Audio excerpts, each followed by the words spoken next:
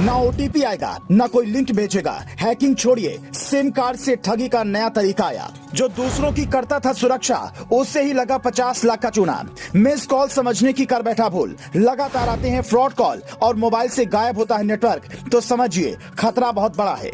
आपके फोन पर एक मिस कॉल आएगी, आप उसे अनजान या फ्रॉड समझकर रिसीव नहीं करेंगे, लेकिन तभी कुछ मिनट बाद एक मैसेज आएगा जिसमें लिखा होगा आपके खाते से इतने लाख रुपए कट गए हैं या इतने हजार रुपए कट गए। आप सोचेंगे ये कैसे हुआ, तो ये ठगी का नया तरीका है। ये रिपोर्ट हमने इसलिए बनाई है ताकि आप इसका शिकार होने से बच सकें।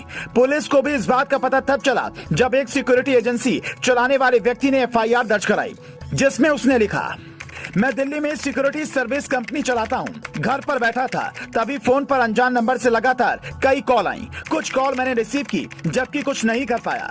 फोन रिसीव करने के बाद उधर से कोई आवाज नहीं आ रही थी, लेकिन थोड़ी ही देर बाद मेरे फोन पर मैसेज आया कि मेरे खाते से 50 लाख रुपए डेबिट हो गए हैं। उन पैसों को 5 अलग अलग खातों में RTGS के जरिए भेजा गया, जबकि ना तो फोन पर कोई OTP आया, ना ही किसी लिंक पर मैंने क्लिक किया। ये शिकायत सुनने के बाद पुलिस भी थोड़ी देर के लिए परेशान हो गई, लेकिन बाद में पता चला ठगों ने एक नया तरीका शुरू किया है, जिसे सिम स्वैपिंग कहते हैं। आप अपना आधार कार्ड कई जगहों पर जमा करते हैं, उनमें से कहीं से भी ठग पहले उसे हासिल करते हैं, फिर उसी का इस्तेमाल कर आपके ही नंबर पर दूसरा सिम कार्ड निकलवाते हैं। जैसे ही दूसरा वाला सिम कार्ड एक्टिवेट होता है, आपके फोन से नेटवर्क गायब होता है और आपका सिम कार्ड काम करना बंद कर देता है। आप सोचते हैं ये किसी तरह की टेक्निकल दिक्कत है, लेकिन असल में आपके साथ फ्रॉड हो रहा होता है।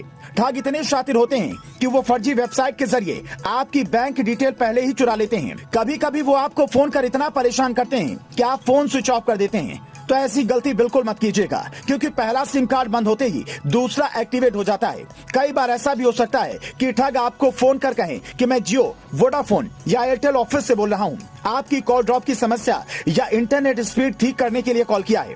आप अपना सिम कार्ड नंबर मोबाइल में दर्ज करें। जैसे ही आप 20 अंकों का सिम कार्ड नंबर टाइप करते हैं, आपसे एक दबाने को कहा जाता है। ऐसा करते ही नया सिम कार्ड जारी करने का ऑथेंटिकेशन पूरा हो जाता है। ये काम जैसे ही पूरा होता है, आपकी अनुमति से ठग नया सिम हासिल कर लेता है। उसके बाद वो आपके नंबर पर OTP मंगवाता है, खाते से पैसे निकालता है और आप इन सब से अनजान रहते हैं, क्योंकि आपके सिम कार्ड में ना तो नेटवर्क है, ना ही आपके पास कोई OTP आ रही है और ना ही कोई लिंक।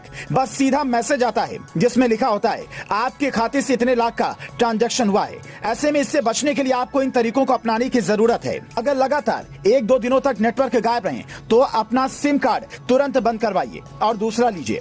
कॉलर की पहचान के लिए ट्रू कॉलर की मदद ले सकते हैं। फ्रॉड कॉल रिसीव ना करें, निजी जानकारियां न दें। साल 2018 में सिर्फ सिम स्वैपिंग से 200 करोड़ की ठगी हुई है।